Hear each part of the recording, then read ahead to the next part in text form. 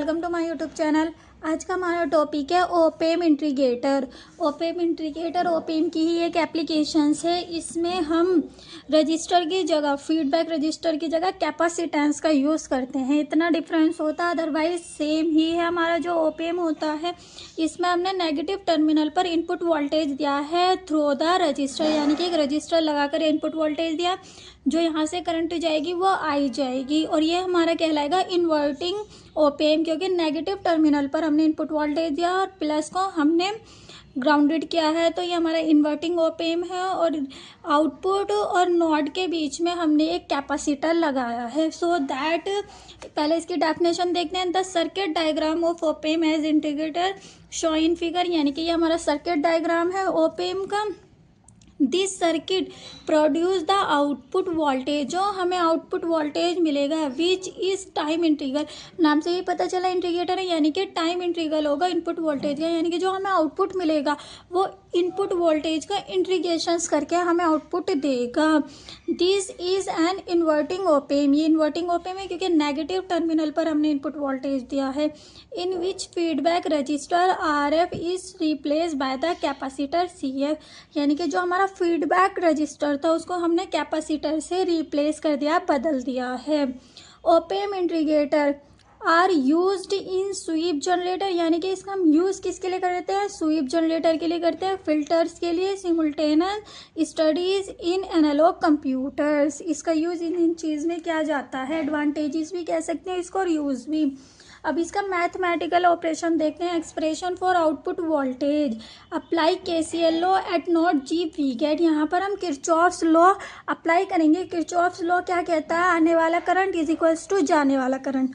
तो आने वाला करंट तो हमारा आई है, नोड पर करेंगे, यानी कि नोड से आने वाला करंट आई है, और जाने वाला करंट IF और I1 है। जो हमारा नोड से ओपेम के अंदर जाता है वो हमारा ज़ीरो होता है करंट फॉर आइडियल ओपेम के लिए। So that I equal to I1 plus I2, क्योंकि I हमारी आने वाला करंट और IF और I1 हमारा जाने वाला करंट।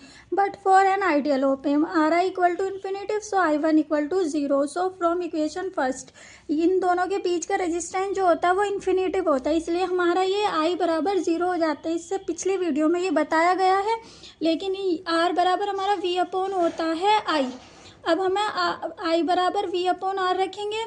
I बराबर V आइडियल ओपेम के लिए V तो रहेगा, R इन्फिनिटिव होता है, इन्फिनिटिव का मतलब 1/0, तो I हमारी हो जाती है zero.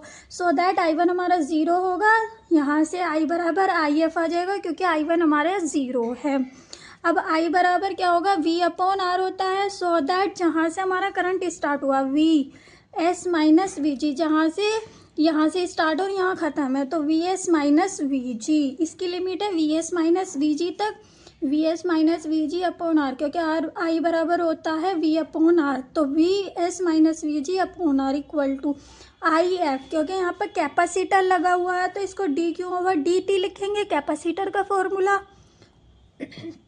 VS minus VG upon R as it is equals to d/dt। क्यों बराबर होगा CF और V इंटू V होता है, तो यहाँ से CF तो हमारा कांस्टेंट है, बाहर ले लेंगे, dV/dt इंटीग्रेशन इसके साथ डिफरेंशियल कर देंगे। VS minus VG as it is, CF भी एज इट इज। अब यहाँ से V का देखते हैं हम कहाँ से कहाँ तक है कैपेसिटर की। VG से इसकी लिमिट है VG से V आउटपुट तक, तो इसको लिख देंगे VG माइनस V आउटपुट। अब यहाँ से जो VG है वो हमारा ज़ीरो होगा क्योंकि ये grounded by grounded virtual grounded concept. V1 अगर हमारा ग्राउंडेड है तो VG भी हमारा ग्राउंडेड होता है। सो दैट VG की जगह हम ज़ीरो पुट कर देंगे, जहाँ जहाँ हमारा VG है वहाँ ज़ीरो पुट कर देंगे। By virtual grounded concept V1 VG equal to zero volt, क्योंकि V1 हमारा क्या है? ग्राउंडेड है, तो VG भी हमारा ग्राउंडेड होगा। सो डैट यहाँ पर VS अपॉन R हो जाएगा, क्योंकि G की वैल्यू ज़ीरो पुट कर दी, माइनस के CF dV output upon dt। यहाँ से ये VG ज़ीरो हो जाएगा, यानी कि माइनस के V आउटपुट हमें देगा, तो माइनस यहाँ रख दिया। अब यहाँ से हमें क्या निकालना होता है? आउटपुट निकालना होता है। सो दैट यहाँ से हम dt इधर ले जाएंगे और CF नीचे आ जाएगा। ये हमारा एक्सप्रेशन बन गया, D ये हमारा आउटपुट है। अब यहाँ से इंटीग्रेशन अबाउ इक्वेशन, इसका इंटीग्रेशंस करेंगे सो दैट 0 से t तक इंटीग्रेशंस करेंगे। जो हमारी कांस्टेंट टर्म है वो बाहर ले लेंगे। माइनस के 1/RCF हमारी कांस्टेंट है, बस जो हमारा इंटीग्रेशंस रहेगा वो इनपुट वोल्टेज में रहेगा। और ये क्या है कि आउटपुट हमारा किसके इक्वल है, इंटीग्रेशन ऑफ इनपुट वोल्टेज। ये हमारा इनपुट वोल्टेज ही तो है, hence output voltage is proportional to the time integral of input voltage. Proportional है हमारा output voltage time integral of input voltage के, एंड माइनस के 1/RCF इज अ कांस्टेंट। यही तो है, equal to 0 T V S और D T. जब हमारा प्रोपोर्शनल साइन आता है तो एक कांस्टेंट जाता है जो कि माइनस के 1/RCF है। सो दैट ये था हमारा टाइम इंटीग्रेटर। नेक्स्ट वीडियो में हम करेंगे ऑप एम्प डिफरेंशिएटर। सो